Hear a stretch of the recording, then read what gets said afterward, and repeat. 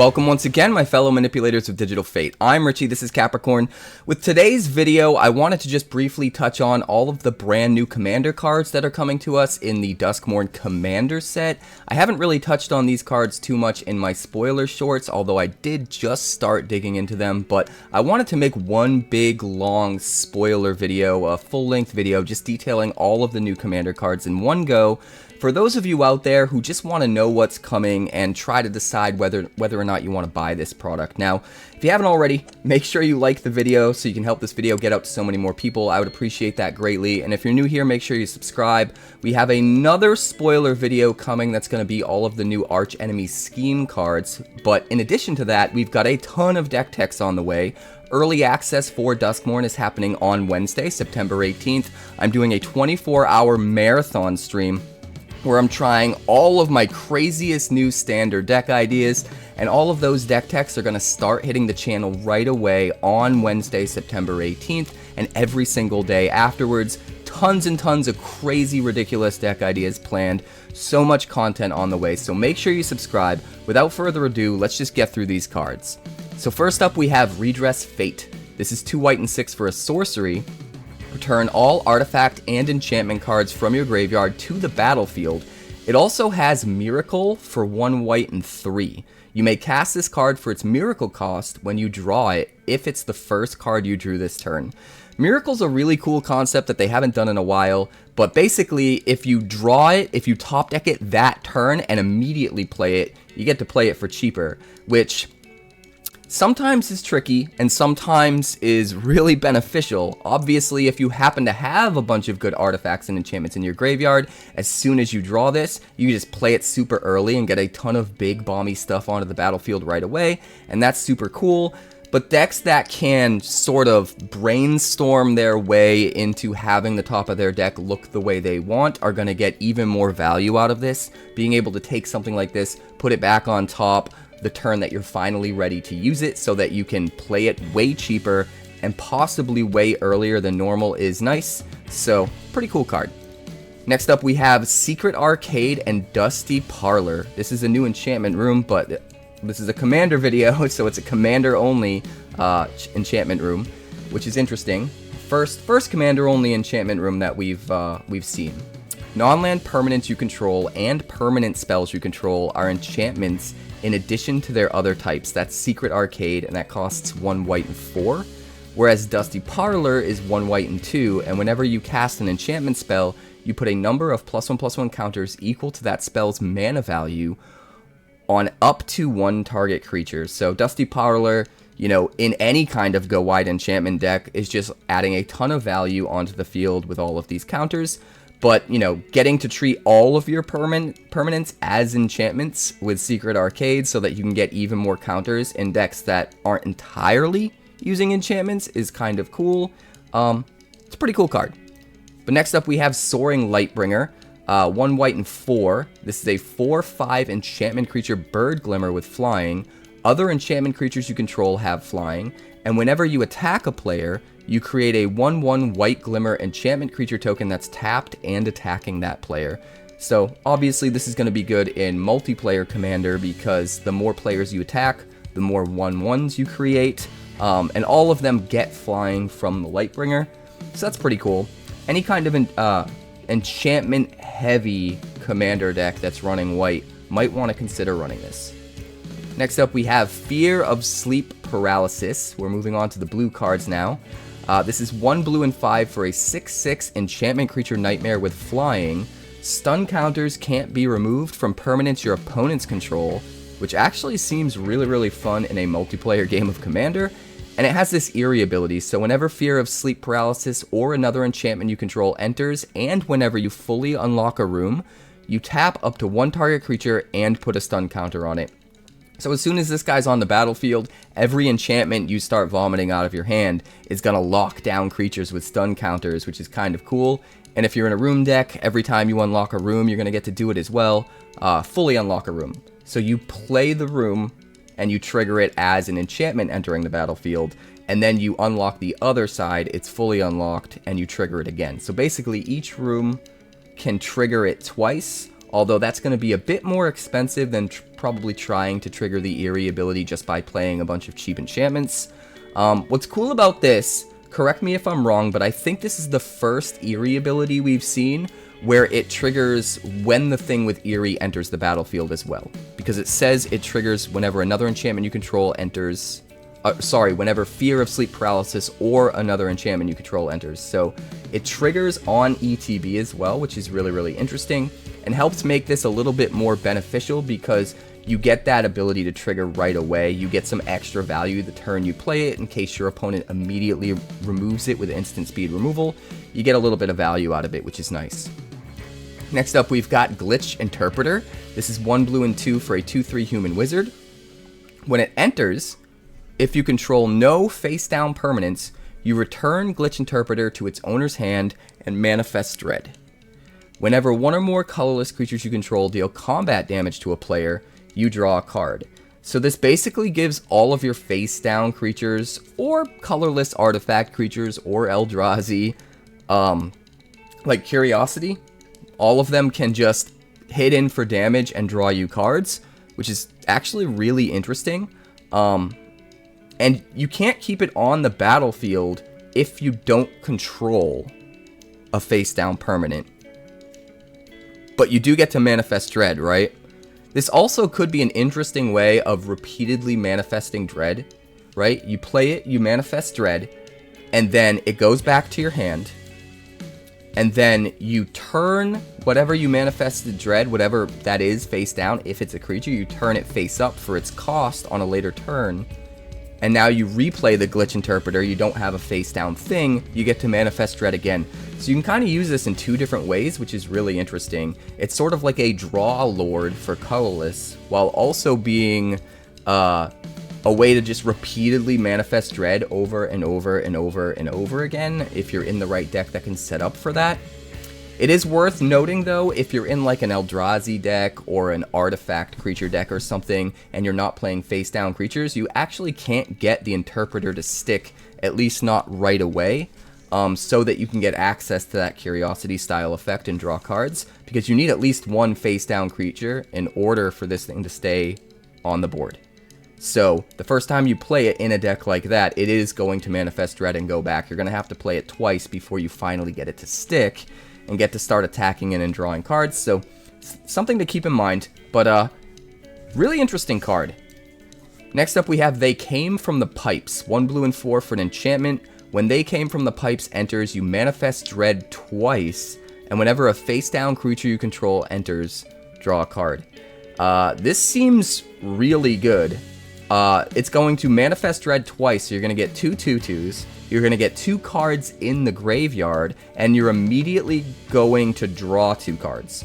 So a 5-mana enchantment that gives you 2 2/2s, puts 2 cards in the yard, draws you 2 cards, and then sits there on the battlefield waiting to make you draw more cards if you play more face-down creatures, or potentially waiting to be flickered, and when it enters the battlefield again, it will manifest Dread twice again as well, which is another really interesting way to use it. So I actually think there's a lot of inherent value in this card if you're in the right deck.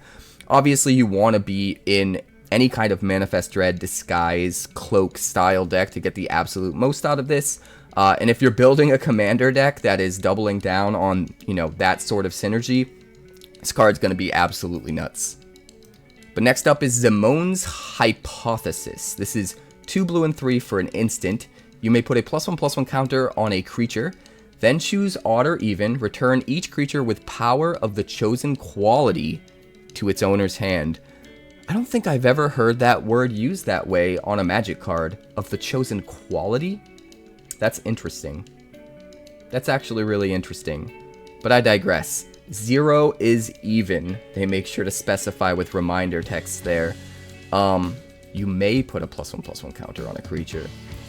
So what's cool about that is if you want to return each creature with power of a specific either odd or even, you actually get the choice of adding the counter or not, so that you can kind of set yourself up for whatever you want to choose, which is actually really interesting. You can make sure you, at the very least, save one of your creatures that otherwise would have been returned. I kind of like that. I think that's pretty cool. It's even better that it's instant speed, right? You can use it during one of your opponent's turns, and really mess with the board state. So, very cool card. But next up, we're moving on to the black cards. This is Ancient Cellar Spawn, a 3/3 enchantment creature horror for 2 black and 1. Each spell you cast that's a demon, horror, or nightmare costs 1 less to cast. That's already kind of awesome, in my opinion. The thought of making like a demon tribal, or even better, horror tribal, or even better than that, nightmare tribal deck just seems super fun to me. And having all of those things just kind of get cost reductions from this guy if you happen to draw them seems super fun. But it's the second ability that's really crazy. Whenever you cast a spell, if the amount of mana spent to cast it was less than its mana value, target opponent loses life equal to the difference. Now, the obvious way to use this is, you know, you're playing your demons or whatever, and they're costing 1 less, so you get to ping for 1. Whoop-de-doo. It's a little bit of extra value. Like, that's nice, that's cool, that's fun, but it's nothing crazy. But when you start to take into account the fact that if you're somehow able to free cast your stuff, like with a Tali or something like that, breach the multiverse, anything that you free cast, as long as it says that you're technically casting the card, it's going to count as you casting it for 0 mana. So whatever its cost is, target opponent's just going to lose that life, which is insane. If you breach the multiverse and hit an Atali, they lose 7 life. And then whatever cards you hit off the Atali, they lose the mana cost of those cards as well. That's bananas. I think if you're super deep into some kind of a crazy free cast style deck in Commander, as long as you're able to run black, this thing's a slam dunk, even regardless of whether it's a demon, horror, nightmare style deck. I think this could just be nuts in any of the free cast style decks. So if you have ideas about where you'd use it, definitely let me know in the comments. I think it's kind of bananas. But next up, we've got another enchantment room. This is Cramped Vents and Access Maze. Cramped Vents is 1 black and 3, and when you unlock this door, this room deals 6 damage to target creature an opponent controls. You gain life equal to the excess damage dealt this way. So, nice little bit of removal. It is a bit overcosted, but at the same time, it's sort of like a corrupt that hits creatures, right? Usually when you play corrupt, the first turn it's available to you, it ends up hitting for 6 since it's a 6 cost. So being able to play something for 4 cost that's going to hit for 6 and also gain you 6 life just like corrupt does is actually kind of decent. Like, it is still a little overcosted when you consider the fact that there are removal cards that cost half this that can hit, you know, any big threat.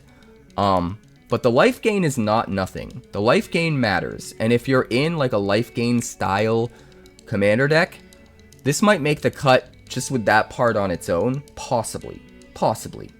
But it's Access Maze that puts the card over the top and increases the probability of that being a thing. 2 black and 5, which is expensive. But again, you have something for cheaper on the other side that you can cast earlier, so it's not as big a deal. You can wait to access the rest of the value here. 2 black and 5, once during each of your turns, you may cast a spell from your hand by paying life equal to its mana value rather than paying its mana cost. So this card reminds me a lot of Virtue of Persistence, because you've got one side that's kind of cheaper and is removal that gains you life, and then you have another part of the card you can use later on that gives you an insane amount of value, right? So it's very similar, not necessarily in exactly how it will play out, but thematically, as far as like what sort of role it fills in your deck. And I kind of like that. But obviously in a life gain deck, this is nuts. Like the first part, the Cramped Vents would be pretty decent in a life gain deck by itself, but then you take into account the fact that you can start free casting things if you have life to pay for it instead of mana.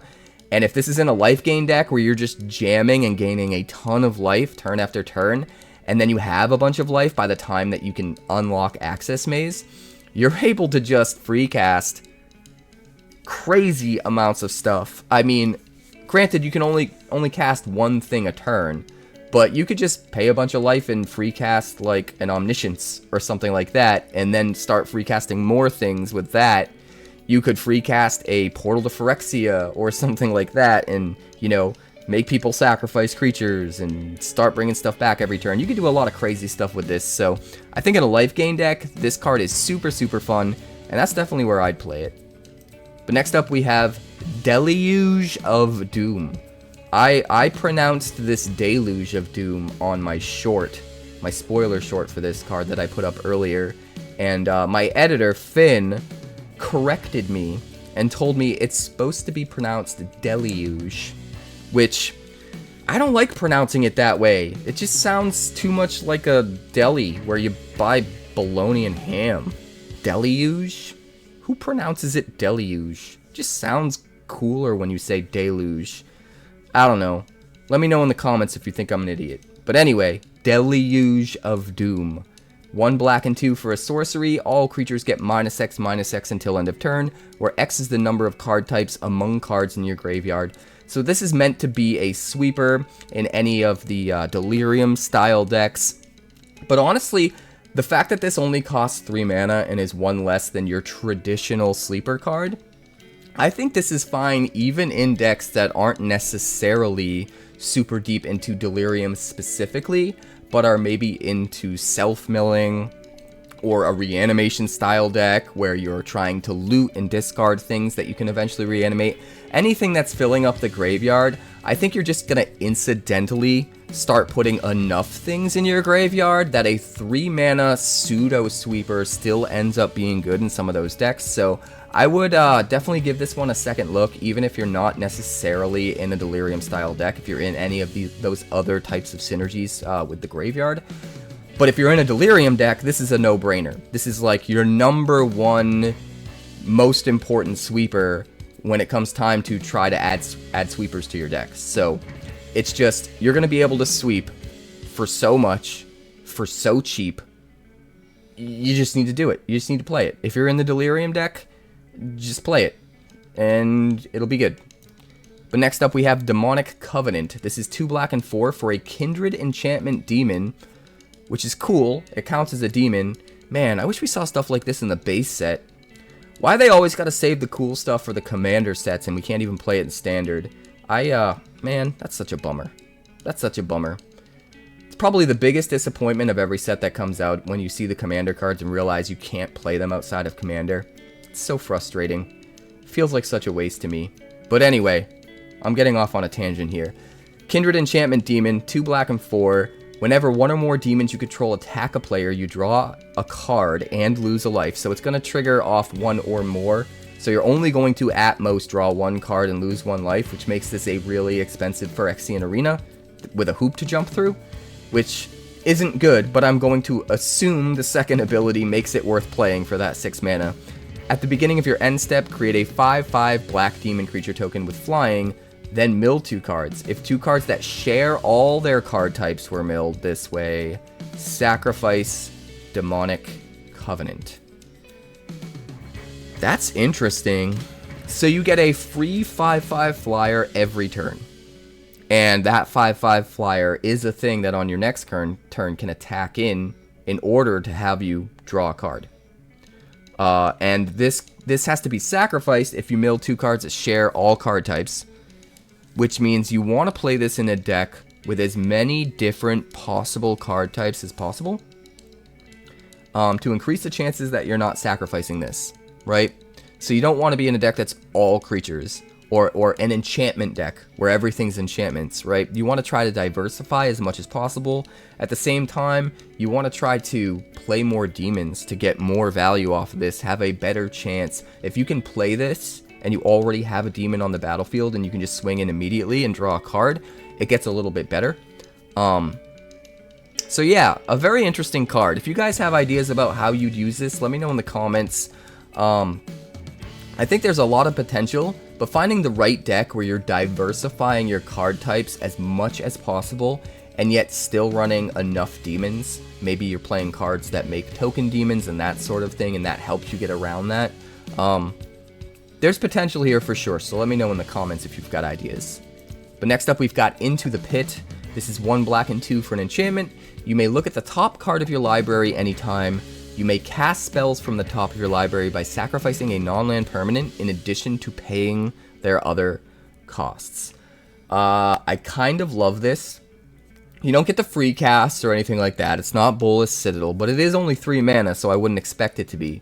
One thing that's worth pointing out, though, is you can sacrifice a token permanent. It doesn't say a non-token permanent, it just says a non-land permanent. So if you're in a deck that's going wide with tokens, whether it be blood tokens or map tokens or 1/1 creature tokens or whatever, you can very easily just start to get insane value by sacrificing your tokens to play cards that are going to be giving you way more value than what that token was, and potentially even making you more tokens in the process with synergies that the deck is built around, so that you have more to sacrifice to play even more and just keep kind of snowballing it.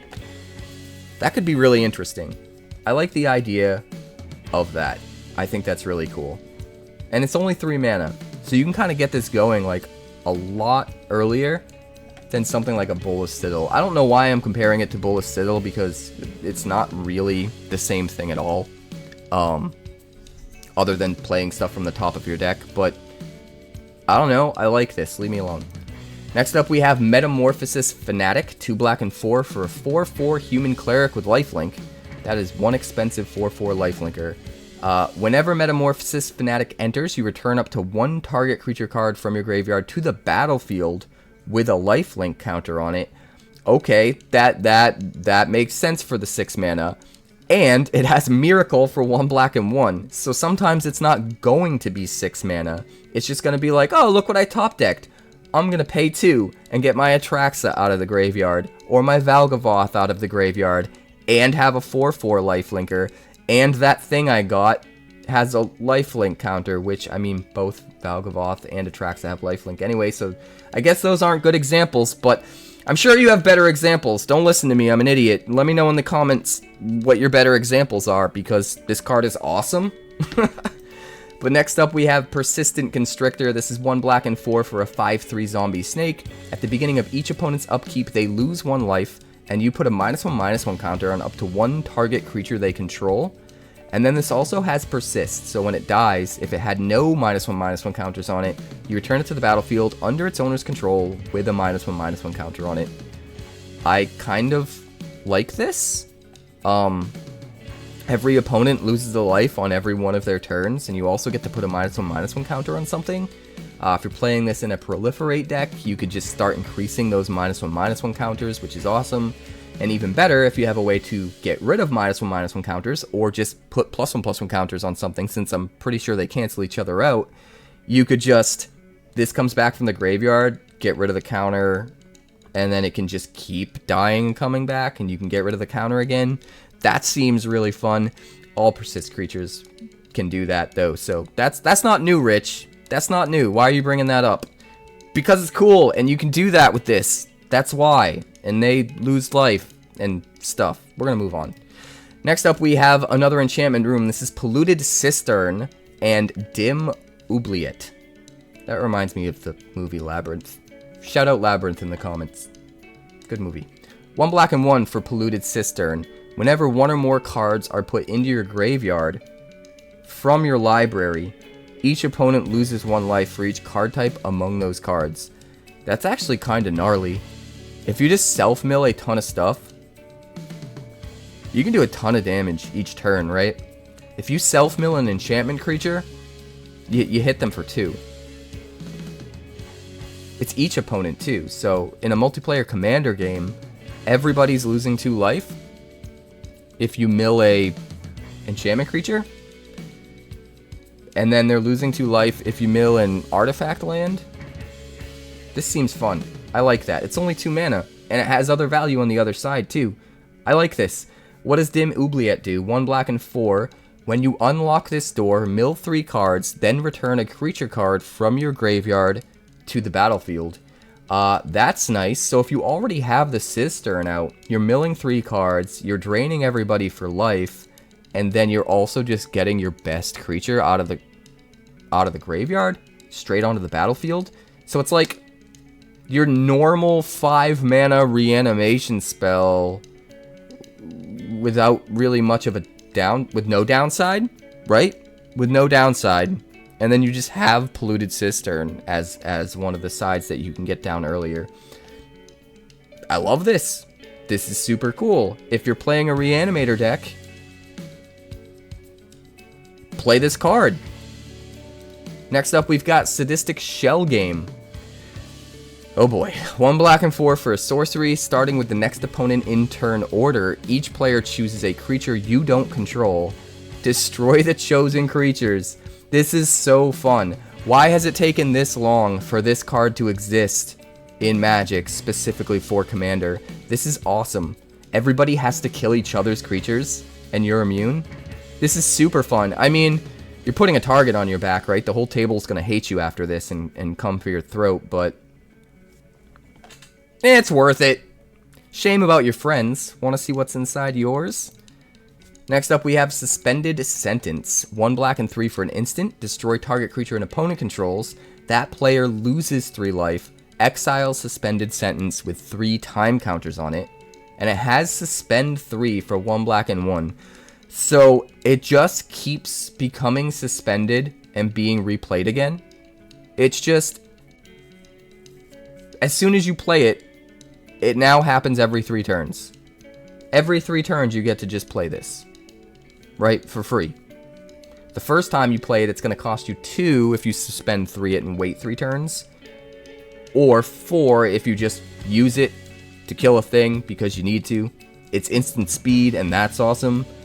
Honestly, I love this. And it's not even you lose 3 life, it's that player loses 3 life. So it's just free creature destruction once every 3 turns. That's also got a little bit of a win con just stapled on. Theoretically, if you could just survive for like ever, eventually this kills everybody. Granted, that's not really going to happen, right? People are going to come gunning for you long before you get to that point, but it's still cool that the potential is there. That you play this thing, you get rid of the worst problematic thing you need to get rid of in the moment, and then it just does its thing. It's just a machine. It is Skynet. Suspended Sentence is Skynet. Alright. Next up, we're going to move on to red. This is Barb Flare Gremlin. 1 red and 3 for a 3/2 Gremlin with First Strike and Haste. A little understated, but not too bad. Whenever a player taps a land for mana, if Barb Flare Gremlin is tapped, that player adds 1 mana of any type that land produced. Then that land deals 1 damage to that player. Interesting.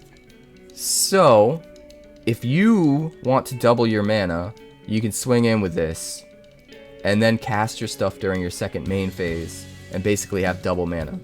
But then as long as it's tapped, all of your opponents are going to start getting double mana as well. But if they're low on life, that could be a good thing because you're forcing them to take damage. And if you get to a point where you can't afford to take the damage, you cast your spells before you swing with this. Or you just don't swing with it. You hold it back, right? And then no one gets the extra mana, but you're not taking damage. There's some interesting ways you can play this. I like the idea of maybe pairing this with something that increases the amount of damage that your stuff does to your opponents, or permanents that your opponents control, but not necessarily you. I think there are some cards out there that do that. Furnace of Wrath style, damage buffs that only increase the damage for the opponent's stuff and not for you. Because then you could start getting double mana and still only take 1 damage per land. Whereas if your opponent starts tapping their lands, they get double mana, but they take way more damage? Is there a card that'll let us do that? Let me know in the comments, because I feel like there's something out there that works that way. And I want to know what it is, because that's awesome. Next up, we've got Gleeful Arsonist. This is 1 red and 2 for a human wizard, a 1/2 human wizard. Whenever an opponent casts a non-creature spell, it deals damage equal to its power to that player. And then it also has Undying. So when this creature dies, if it had no +1/+1 counters on it, return it to the battlefield under its owner's control with a +1/+1 counter on it. That's interesting. It's like the opposite of that other ability we saw. So you would need ways of putting -1/-1 counters on this in order to have it keep coming back forever, which is a little trickier. a little harder to do. You want to buff this up so you're doing way more damage to people every time they play a non-creature spell, but you don't really want to use counters if you can help it, because you want it to be able to come back when it dies. I like this Undying ability, especially in group games, because nobody wants to really be the guy that needs to kill this. Because if they do, it just comes back anyway. They wasted their removal spell, and now they've incited your wrath, and this thing is doing more damage because it ends up being a 2/3 when it comes back. So it's even harder for them to cast non-creature spells. Yeah, the more I think about this card, the more I like it, because just nobody wants to get rid of it. Everybody hates it, but nobody wants to get rid of it, because it's just too much of a resource drain to do it. That makes it really fun. Yes, I like it. But next up, we have another enchantment room. This is Spiked Corridor and Torture Pit. Spiked Corridor is 1 red and 3. When you unlock this door, create 3 1/1 Red Devil creature tokens with when this creature dies, it deals 1 damage to any target. Not too bad for 4 mana. If it was just 4 mana for that, and that was the whole card, that would be pretty rough, as we have Burn Down the House, which is, for 1 mana, is way better because it has the option of being a sweeper. But it's got a whole nother half that we haven't read, so it could end up being pretty okay. The other half is Torture Pit, 1 red and 3. If a source you control would deal non-combat damage to an opponent, it deals that much damage plus 2 instead. This is the card we were just talking about. This is literally the card we were just talking about. If it would deal non-combat damage to an opponent. So, if you have that guy online that pings from double mana, you're still only getting pinged for 1. Every time they tap a land for mana, it's pinging them for 3. That's awesome. Yeah, you play it with that card. And you get some devils from Spiked Corridor that are also doing 3 damage when they die. So they're basically 3 lightning bolts. They're 3 1/1s that when they die, you get free lightning bolts. If they hit the opponent, right? It's not when it damages opponent's permanents, only when it actually damages the opponent. So it's not quite 3 lightning bolts, but still, that's a lot of value. You absolutely run this card with that last card, and probably some other cards. That's a deck. Make the deck. Do the thing. That looks fun. Next up, we have Star Athlete. This is 2 red and 1 for a 3/2 human warrior with Menace. Whenever Star Athlete attacks, choose up to 1 target non-land permanent. Its controller may sacrifice it. If they don't, Star Athlete deals 5 damage to that player. Wow, that's a lot of damage. So they lose their best permanent, or you essentially smack them for 8 with your 3-drop. 5 damage plus the 3 power. That seems bananas. It's also got Blitz. So if you're ready to just win the game, and you have an extra mana, you can just pay 4 instead of 3, and immediately swing in with haste, and do that same thing, and then sacrifice it and draw a card afterwards. Heck, you may even just want to play it with the Blitz cost if you're in some kind of a sacrifice deck, where you can get value off sacrificing the thing, so that you get even more value because you draw a card if the Blitz creature dies. So, yeah, that kind of seems cool. This is powerful in just the right deck. You definitely want to be in a very, very aggressive deck that gets them low on life quick, so that it can really do its thing and make that decision way harder for your opponent to make, which in Commander isn't happening quite as often, you know, as in other formats where you start with less life total and you have less players to worry about, but there are still some halfway decent aggro decks in Commander, and this would be a pretty cool addition, I think. Or even just in maybe a sacrifice deck, it could be cool. Hard to say. But next up, we're going to move on to green. This is Curator Beastie. Curator? I think it's Curator. Curator Beastie. Bestie Beast. Curator Beastie is Bestie Beastie. Is our Beastie Bestie. 6/6 Beast with Reach. For 2 green and 4. Colorless creatures you control enter with 2 additional +1/+1 counters on them. So that's good, not just for Manifest Dread, but for Disguise, for Cloak, for Morph, for whatever. It's also good for just artifact creatures that don't have a color, or Eldrazi, or whatever. Keep all of that in mind. But also, whenever Curator Beastie attacks, enters or attacks, you get to manifest Dread. So the turn you play it, you get a 6/6 reach and a 4/4 face down and a card in your graveyard. And then every time you attack, you get another 4/4 and another card in your graveyard.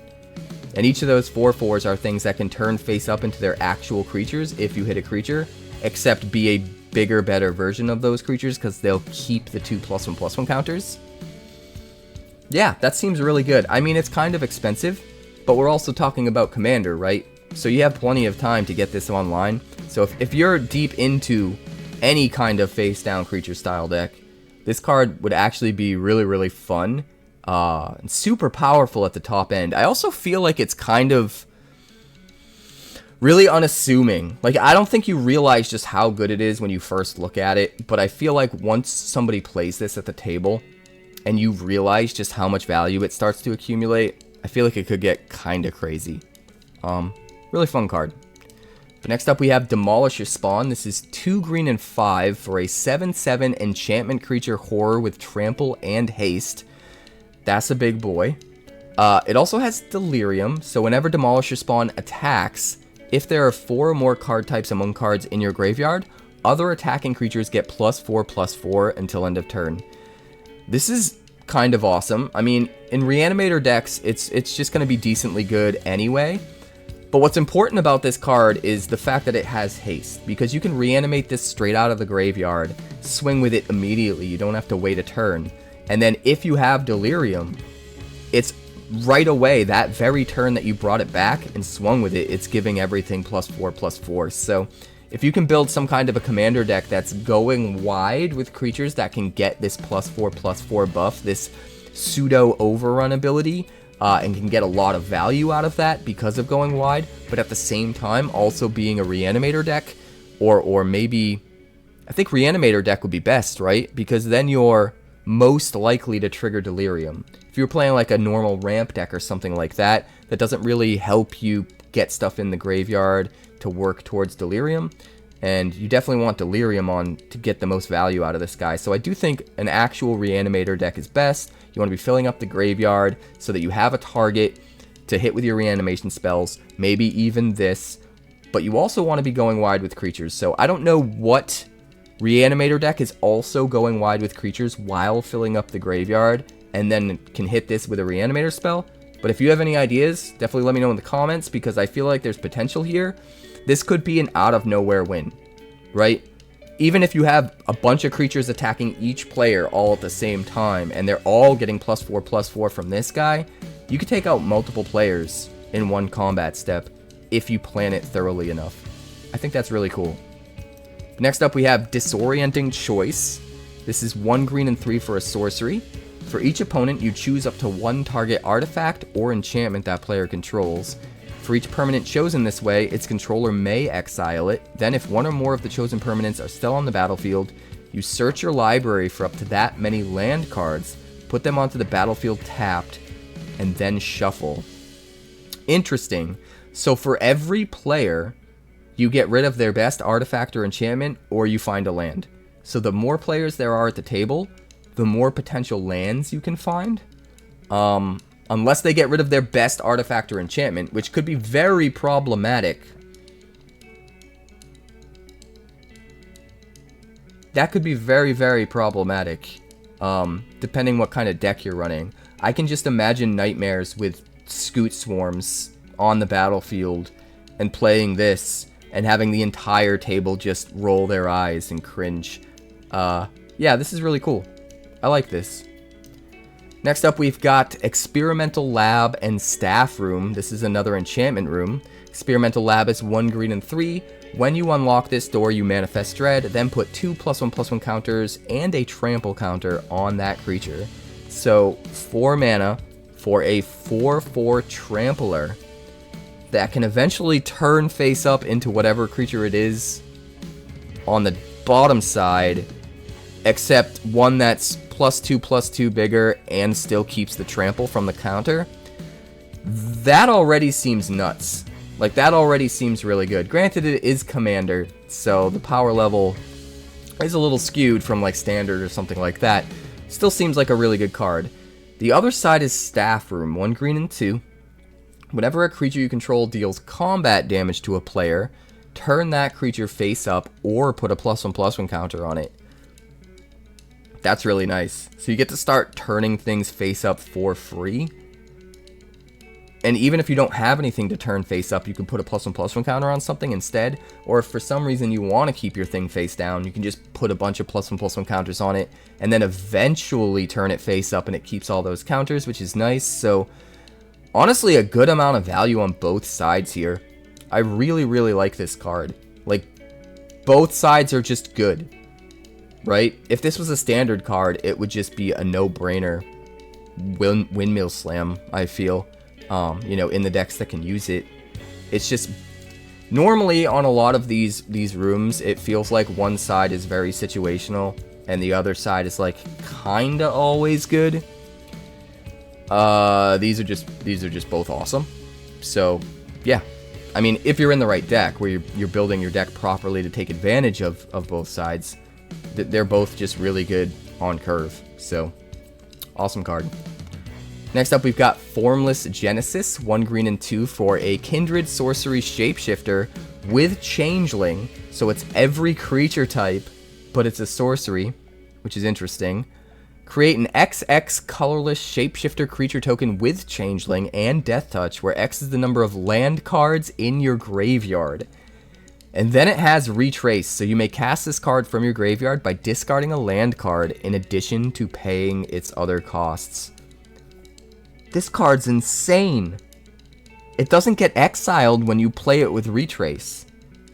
So you could just keep retracing, right? That's how Retrace works. So you play this on curve, and maybe you get like a 2/2 or a 3/3 or something. Even just a 1/1 with Death Touch on curve isn't awful. Makes most of your opponents not want to attack into you and lose like their bigger threat to your 1/1 Death Toucher. And then you just like keep playing it. Every time you draw a land that you don't need, you just discard it to replay this. And every time you do that, you're getting more and more lands into your graveyard, which is making a bigger and bigger shapeshifter every time. That seems amazing. It's going to be even better in decks that fill up their graveyard with lands specifically. Any kind of sack lands, fetch lands, that sort of thing are going to be really, really good with this guy. But yeah, if you're in like any kind of deck that just wants to self-mill, fill up their graveyard with a bunch of lands, this could be nuts. This could make really big creatures really quick and super consistently. Like every single time you draw a land, once you get to like the mid game and you have enough lands and you don't really need anymore, every single time you draw a land, you could just replay Formless Genesis by discarding the land and making an even bigger creature. Every land for the rest of your game is an XX shapeshifter with Death Touch. Once you hit like however many lands you need where you don't need to play anymore. That's crazy. And that's not even counting the fact that it's a changeling, right? It has every creature type, so it gets all of the tribal benefits. This would be even good in just any kind of... This is good in just any kind of tribal deck, right? Even if you're not putting a ton of lands in the graveyard and really like busting this wide open, just constantly being able to make bigger and bigger creatures with Death Touch that count as whatever creature type you're playing, whatever tribe you're playing, seems bananas. Gets all of the tribal buffs and benefits of whatever lords you're using or whatever the case may be. Yeah, this card's nuts. Man, this is a perfect example of a card that I'm so mad isn't in Standard, although it's too good for Standard. If it was in Standard, it would be so nerfed, it wouldn't be this card, right? But I miss Changelings, I miss Kaldheim, and I wish I had something like this in Standard. This is so fun. But I digress. It's still really, really awesome for Commander. You guys will enjoy it. I'm jealous. Next up, we've got Shriekwood Devourer. This is a 7/5 Tree Folk with Trample for 2 green and 5, which is overcosted. But whenever you attack with one or more creatures, you untap up to X lands, where X is the greatest power among those creatures. So as long as you attack with really big things, you get to reuse all of your lands every turn. Basically double up your mana. That seems really good. I think there are cheaper, more consistent ways of doing things like that. But it's still really good, right? This is still super fun. Yeah, this is awesome. It's awesome. I don't think it's the best way of doubling your mana. But you get to double your mana while having a big beat stick. And that's not nothing. Next up, we've got Ursine Monstrosity, 1 green and 2 for a 3/3 bear mutant with trample. At the beginning of combat on your turn, mill a card and choose an opponent at random. Ursine Monstrosity attacks that player this combat if able. Until end of turn, Ursine Monstrosity gains indestructible and +1/+1 for each card type among cards in your graveyard. So, it only gets buffed and indestructible at the beginning of combat, which is really interesting. Like, you could lightning strike this thing during its owner's first main phase and kill it with just a lightning strike. But once their combat hits, it gets indestructible. It has trample forever anyway, and it just gets buffed up for your delirium, right? So it's just, if you're in a delirium deck, this is swinging in as a huge trample indestructible every turn. But you don't get to choose who you attack, right? But it does mill a card every time, so it does help fuel your delirium and get you closer and closer to even bigger payoffs with the ability. Yeah, this card's really fun in delirium decks. I would try this in a delirium deck for sure. Next up, we're moving on to colorless. We're almost through everything, guys. This is Giggling Skitterspike. 4 mana for a 1/1 artifact creature toy with indestructible. Whenever Giggling Skitterspike attacks, blocks, or becomes the target of a spell, it deals damage equal to its power to each opponent. And then it has Monstrosity 5 for 5 mana. This is insane. This is insane because it's indestructible. Granted, it's a little expensive, right? It comes down, 4 mana, 1/1 indestructible, just blocks forever, whatever you need to block and doesn't die, deals 1 damage to each opponent when it does. If they try to target it with anything, it also deals 1 damage. When you have 5 mana, you just turn it into a 6/6. And then the thing is insane. The thing is indestructible. Every time you attack, you deal 6 to every player. And every time you block, you deal 6 to every player. And every time they try to target this thing, you deal 6 to every player. This card is busto. Not only that, but you can just buff it yourself. You don't even necessarily need the Monstrosity 5. Just buff it to high hell with other cards, and this thing turns into a walking death machine. This is exactly the kind of card I would build around.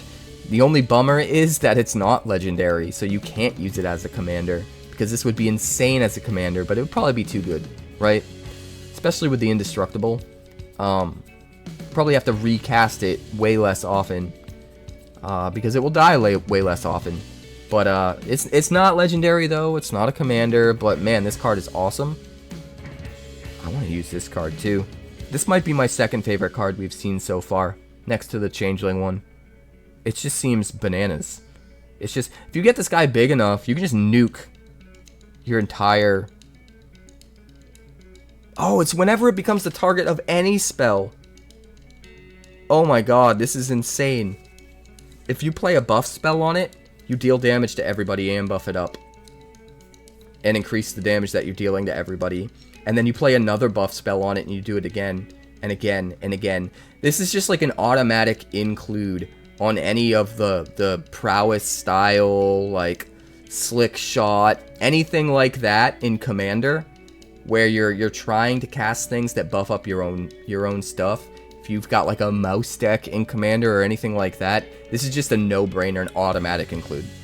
This can just win games. You probably include this in feather decks too, right? Yeah.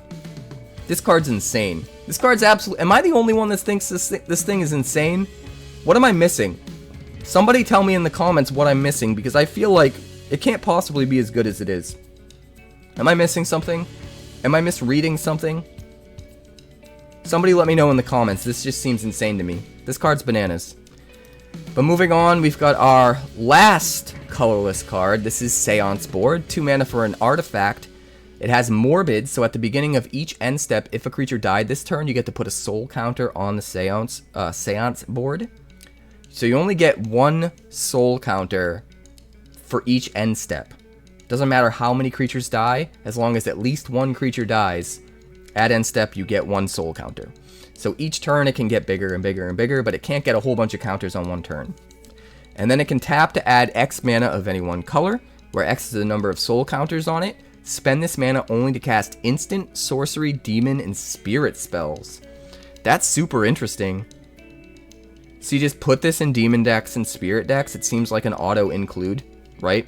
Or any deck that, just like we were talking about with the last card, that's running a lot of instants and sorceries.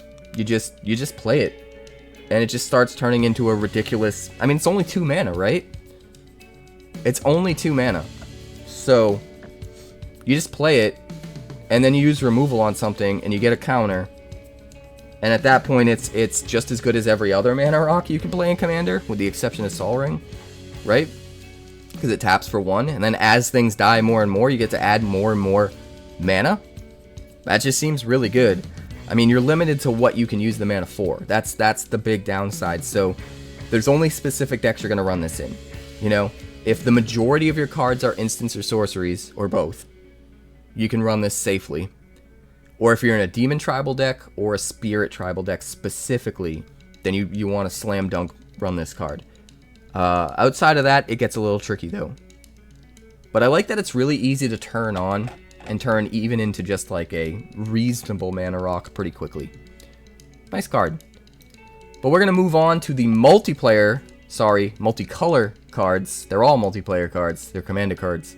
The first one here is Convert to Slime. 5 mana in the colors of Golgari for a sorcery. You destroy up to 1 target artifact, 1 target creature, and 1 target enchantment. But it also has Delirium, so if there are 4 or more card types among cards in your graveyard, create an XX green ooze creature token where X is the total mana value of permanents destroyed this way. Seems pretty good, especially the later in the game that you play this, the more sizable threats you can take out, and then you can get a really ridiculously huge ooze.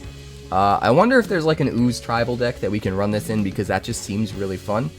That being said, an automatic 4-for-1 is pretty good. It's always going to be pretty good. It is a little bit expensive, but it's also Commander, so you can afford for things to be a little bit expensive. I think card quality and card advantage is a little bit more important in Commander, because you're thinking about the long term, right? You have to deal with a lot of different players. So I think this card is just awesome. It's not like the best thing ever. It is a little slow. It is a little bit expensive. But it's really cool. I just hope there's some kind of an ooze deck that can take advantage of this, because that seems really fun. Obviously, Delirium decks are going to get the most value out of it, so you mostly run it there. But next up, we've got Phenomenon Investigators. So, Ghostbusters. Cool. 3/4 Human Detective for 4 mana in the colors of Dimir. As Phenomenon Investigators. Let's invest in the Phenomenon. Let's invest in John Travolta. As Phenomenon Investigators enters, choose Believe or Doubt. Well, that's fun. Believe. Whenever a non-token creature you control dies, you create a 2/2 black horror enchantment creature token. And Doubt. At the beginning of your end step, you may return a non-land permanent you own to your hand. If you do, draw a card. This card is so fun. I can't really tell if it's good. It's good, right? Worst case scenario, like, you get to replace every creature that dies with a 2/2 for the rest of the game until they get rid of, you know, John Travolta here. But you could also use Doubt.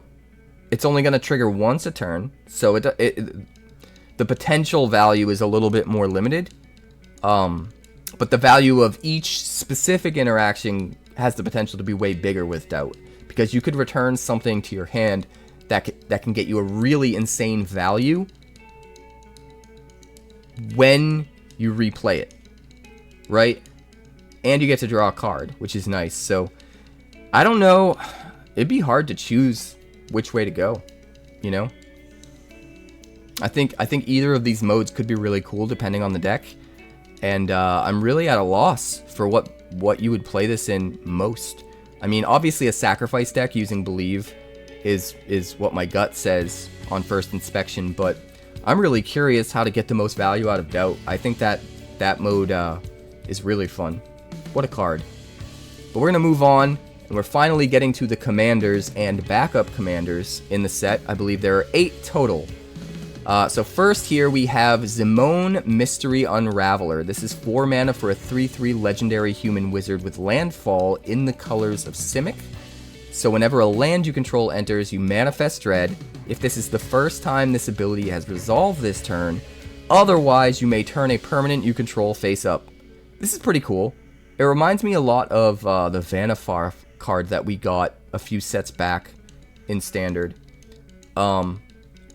So yeah, you get to manifest Dread once, and then every other land that you play that turn, if you're in a deck that's somehow able to play multiple lands a turn, or if you're using fetch lands or whatever, gets to just turn the things that you're manifest dreading face up. So it's going to be really good in specifically a manifest dread deck, and I'm pretty sure this comes in, you know, the manifest dread commander deck. It makes sense. The more cards you have to manifest dread, the more ways you have to manifest dread with this, the more value you can get. Because if you have ways to trigger multiple lands coming into play in the same turn, you could potentially turn a whole bunch of creatures face up in one turn with extra landfall triggers, but you can only at most manifest dread once a turn with your first landfall trigger. So keep that in mind. But there's definitely a ton of potential value with Zimone. Seems really, really fun to build around. Yeah, seems like a cool commander. Next up we have Wintercynical Opportunist. This is 4 mana in the colors of Golgari for a 2/5 legendary human warlock with Death Touch. Whenever Winter attacks, you mill 3 cards, and it has Delirium, so at the beginning of your end step you may exile any number of cards from your graveyard with 4 or more card types among them. If you do, put a permanent card from among them onto the battlefield with a finality counter on it. This is actually really good. The Death Touch means it's hard for your opponent to attack into him, especially if you're using him as your commander, because you just like kill their best attacker that's better than Winter and then just replay Winter later, which is kind of nice. If Winter attacks, you get to mill cards, and it's harder to block him because of the Death Touch, especially with the high toughness. Anything that's going to be able to kill him by doing 5 damage is probably going to be a big enough piece of board presence that they don't want to lose it to the Death Touch, which is nice. And then you help trigger your Delirium. So once a turn at the end of your turn, you get to just take a permanent card and put it back onto the battlefield, granted with a finality counter. And granted, it needs to be Delirium, but it's really not that hard to pull off, right? If you have an artifact land and an enchantment creature, you just exile both of those, and you get the enchantment creature onto the battlefield. All it really cost you was getting rid of an artifact land from your graveyard, which seems really good. Now granted, that's like the end all be all, like the most value you can get possibly by only, you know, having to exile 2 cards. But there's still potential. There's a lot of potential for exiling 3 cards. I think you're going to be able to trigger this more times in a game than you might realize on first inspection. Seems like a fun commander. But next up we've got Valgavoth, Harrower of Souls. This is 4 mana for a 4/4 flying legendary Elder Demon in the colors of Rakdos. It has Ward, pay 2 life, and whenever an opponent loses life for the first time during each of their turns, you put a +1/+1 counter on Valgavoth, Harrower of Souls, and draw a card. Pretty cool.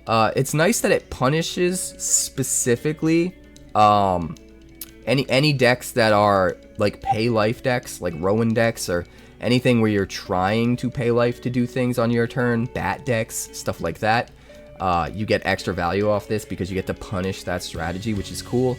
But the Ward pay 2 life makes it really cool as well, because in order to target this thing and kill it, they have to pay the life, which lets you put a counter on it and draw a card, which means if it's like a 4 damage direct damage spell that they're trying to kill it with, they can't even do it because it'll get the counter.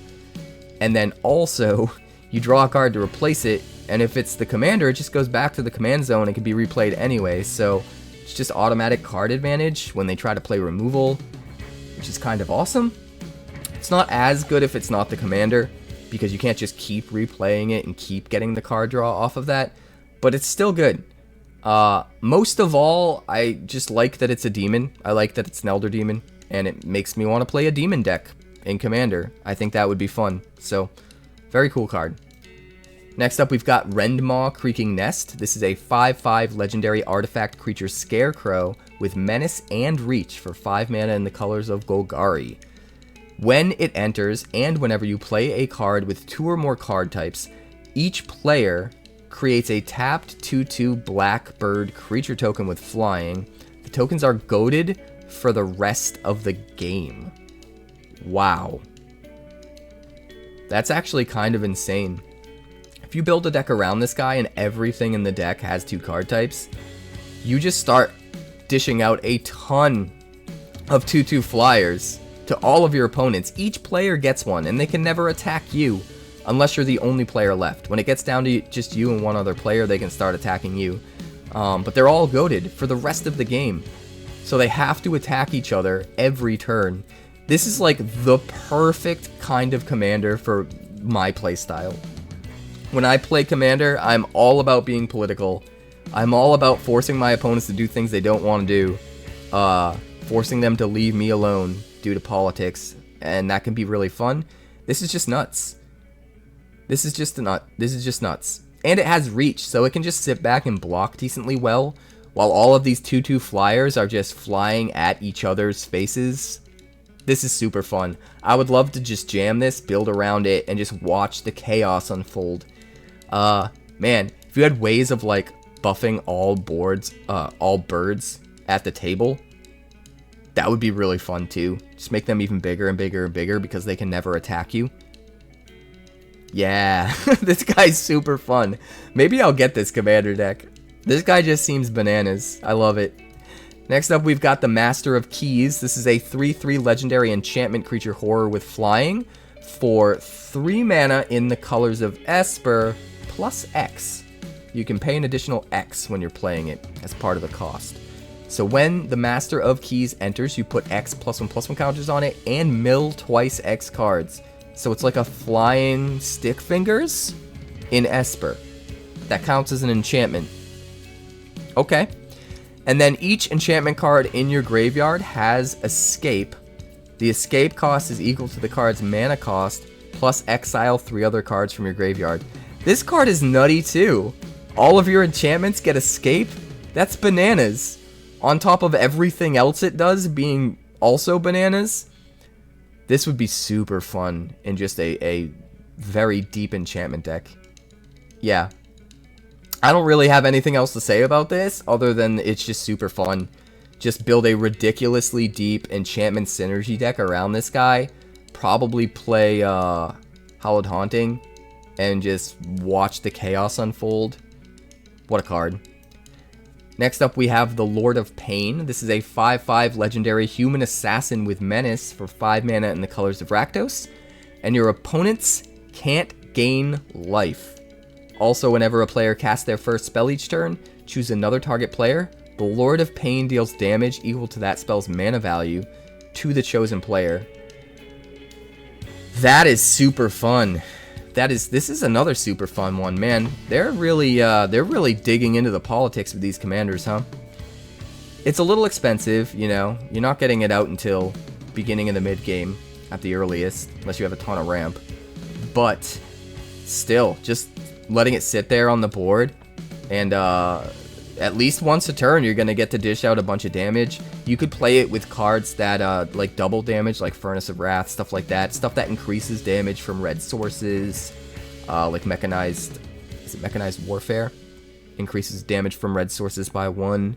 Stuff like that. You could just start doing more and more damage, more than it's intended to do. That just seems chaotic and wonderful. And I just like that it's an assassin, honestly. I'm going to be building assassins in standard after this set comes out, so that's going to be fun. But let's move on. Next up, we've got 𝐃𝐮𝐬, Corrupted Memory. This is 4 mana for a 2/2 legendary illusion in the colors of Simic. As long as 𝐃𝐮𝐬's power is even, you may cast non-creature spells as though they had flash. As long as 𝐃𝐮𝐬's power is odd, you may cast creature spells as though they had flash. And whenever you draw a card, you put a +1/+1 counter on 𝐃𝐮𝐬. This is super fun because every turn it gets a counter, which means every turn it ends up flopping back and forth, back and forth, back and forth, from non-creature spells to creature spells getting flash. And that makes it really fun. You know, play your enchantments, play your artifacts, that sort of stuff at flash speed, and then it gets a counter and now you're just flashing in your creatures the next turn. You do have to kind of build around it in an appropriate way.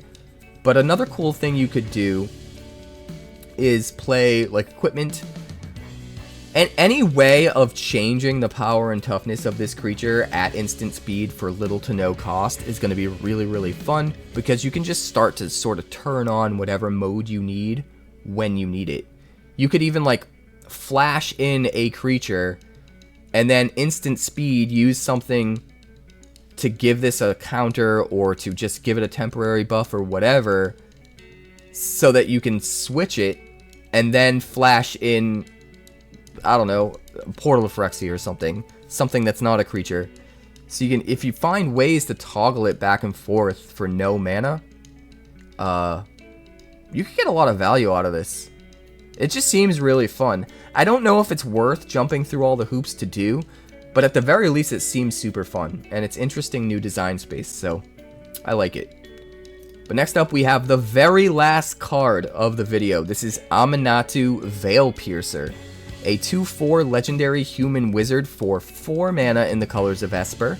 At the beginning of your upkeep, you get to surveil 2, just straight up surveil 2, every upkeep, which is kind of nice, especially in decks that, you know, want to fill up their graveyard with stuff. And then each enchantment card in your hand has Miracle. Its Miracle cost is equal to its mana cost reduced by 4. Oh man, that just seems crazy, especially with the surveil. You can set yourself up to have the whatever you want to play out of the top 2 cards still stay on the top, so that you can play it for its Miracle cost the next turn. Or if you're desperate, you can just put both of them in your graveyard and take a chance on what the third card might be. Either way, you can start filling up the graveyard for that other Esper enchantment commander card that we saw. Everything having Miracle just seems bananas. That just seems crazy. If you're just playing everything off the top, you're getting such a crazy... It's basically generating 4 mana for every spell you cast, right? So if you play... You could play like a 5 mana draw spell for 1 mana for its Miracle cost, draw a bunch of cards, and then all of them have Miracle costs. And if they're like 4 mana artifacts like Solemn Simulacrum and stuff like that, you just play them all for free. I feel like this could be the backbone of a combo deck? Is it just me? I don't know, but it seems like it's just waiting to be busted. So if you have ideas about how to bust this thing wide open, definitely let me know in the comments, because the potential is surely there. This thing seems absolutely insane, and I love it. I don't have anything else to say about it, but that's going to do it for this video. Thanks for checking it out. I appreciate you guys supporting the content. Make sure you like the video if you haven't already, so help me get this out to so many more people. It's a lot of work keeping the channel going. Trying to get a video up every single day, sometimes multiple, is a ton of work, so every single like helps a bunch in getting this out to more people. And be sure to subscribe so you never miss an upload. We got tons of other content on the way. We've got one last video that's going to detail all of the new arch enemy schemes coming for the arch enemy variant in the Duskmourn set, which is going to be super fun. I definitely want to play that. For those of you who don't know what that is, look forward to that video, and I'll explain it at the beginning of that video. It's actually really, really cool. And also, early access. We've got early access coming Wednesday, September 18th. At the time of recording this, is just 2 days away. I'm going to be doing a 24-hour marathon stream. I'm not sleeping, just a lot of coffee, probably a lot of pizza, and a lot of ridiculously crazy, insane new standard decks. And early access this time has introduced a ranked queue. So we're going to see just how far up the ranked queue we can make it in 24 hours. that's gonna be bananas. Let's maybe we can do it. Maybe we'll run into some of your favorite streamers on there and see if we can take them out. Put together a hit list. That seems fun. So I'll see you for early access. Deck techs for standard decks from early access are gonna start hitting the YouTube channel that day. So my editor Fingon, God bless his soul, he's gonna start editing as soon as the stream begins. We're gonna get our first deck techs up that day, September 18th on YouTube. Every single day after that, we're gonna have a new deck tech drop. So look forward to all these crazy new deck techs. Guys, there's some absolute insanity brewing in my brain for standard. You don't even understand, you're not prepared. I don't think half the stuff that I'm thinking of has been thought of by other content creators, and I'm super excited about that. So anyway, I'm gonna stop babbling and we're gonna wrap this up, but thank you so much for your support. I'll see you there, September 18th. Duskmourn's coming. I'd like to thank the sponsor of today's video, Wonders of the First. Wonders of the First is a brand new collectible card game similar to games like Magic the Gathering, Yu-Gi-Oh! And Pokemon, featuring a unique action-based resource economy that helps avoid pitfalls like Mana Flood or Mana Screw, and a battlefield containing multiple realms that unlock over time as you fight for control of the stones. The first 400 card set is called Existence and will launch to retail in the fall, but playtest team starter kits are available to order now. And they haven't forgotten about all you collectors out there. The game contains alternate borderless art variants, as well as highly sought after limited edition numbered prints, culminating in a one-of-one stone foil. And the best part is that the developers have a community-first approach, with 8 print-and-play decks available on their website, as well as a version of the game available on Tabletop Simulator, all for free. For more information, be sure to check out wondersccg.com today. That's wondersccg.com.